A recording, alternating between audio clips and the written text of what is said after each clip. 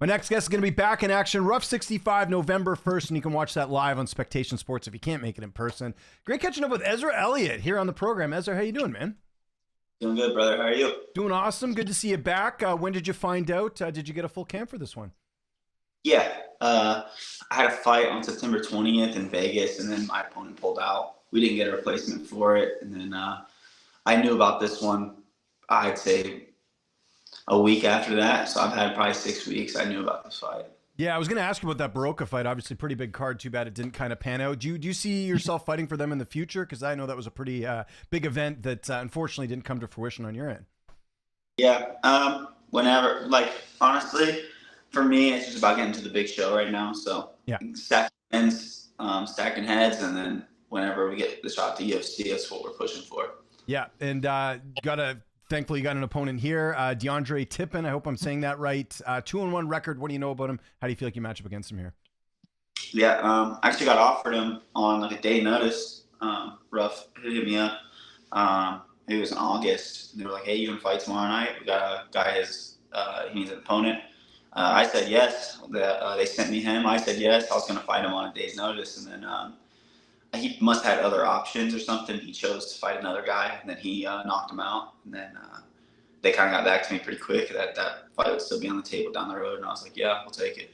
Okay, interesting. That would have been nuts if you would have fought. Have you ever fought anyone on a day's notice in your pro career? Probably not, right? No. I mean, like Crouch was out of town. Like I think Tim was out of town. All the coaches and stuff, they were with the UFC guys, other places and stuff. And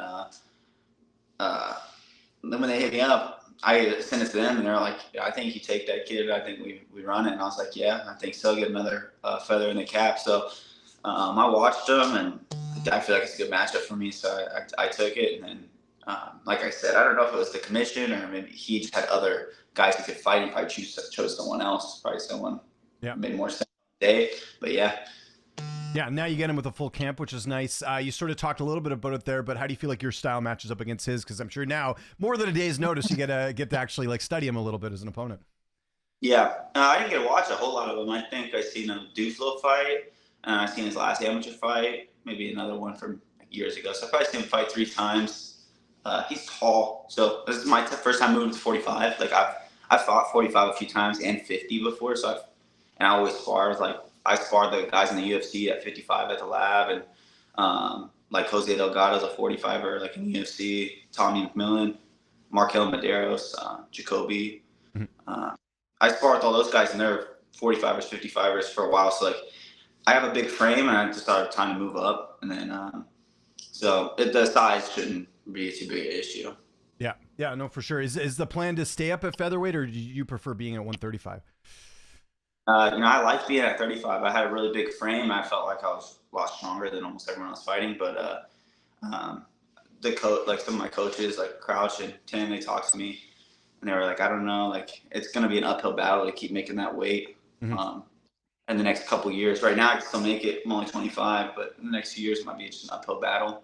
And like Sugar had talked to the UFC and stuff, and it just seems hard to get in at 35 right now. It almost seems like a better idea to go up, and it's a kind of a business move to go up. So I think we're going to stay up.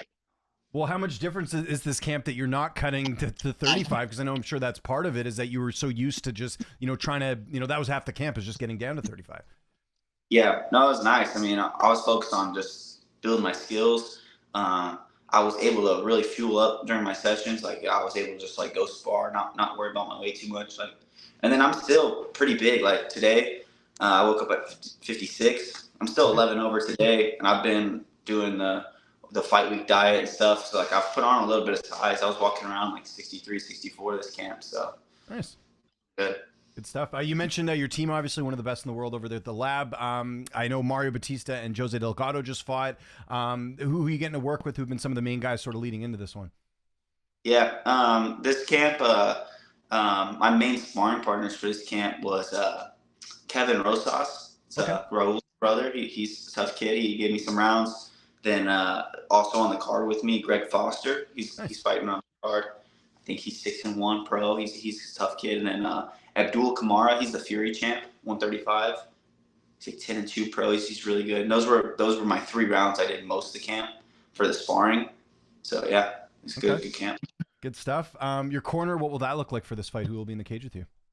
Yeah, I'll have Tim Welch, John Crouch, and Sugar. Oh, Sugar is going to make it. Nice. Okay, yeah, I wasn't sure because I know obviously you guys have so many fighters fighting. Like I know people are getting pulled in different directions. So I guess this is kind of one of those weekends where everyone is able to make it, which is good for you. I know you don't like going to the judges' scorecards. How do you see this fight playing out this Saturday? I'm gonna say first round TKO. There we go. I can tell you're serious. Didn't hesitate. You're just like, it's all good. You're getting to that point where, like you said, the big show is going to be calling here pretty soon. Do you think this is the one that can do it, or do you think you'd still have to go through something like Contender Series next? What sort of, again, not looking past Saturday, but it's hard not to look at your record, man, and go 5-0. You did what sort of everyone's saying is move up the weight class. Like if you get the successful debut at featherweight, do you see yourself potentially getting outright signed? Yeah, I've been. So far in my career, like I think I fought featherweight twice and bantam twice, so it's not really my featherweight debut for pro, but it's my first time me actually being up at feather, like mentally, not trying to stay small for 35. So it's my first time really moving up. But I got all first round finishes. I plan this one be another first round finish, go out and take it to them. Then after that, I don't look too far into the future. I'm cool with where I'm at and just like keep building my skills.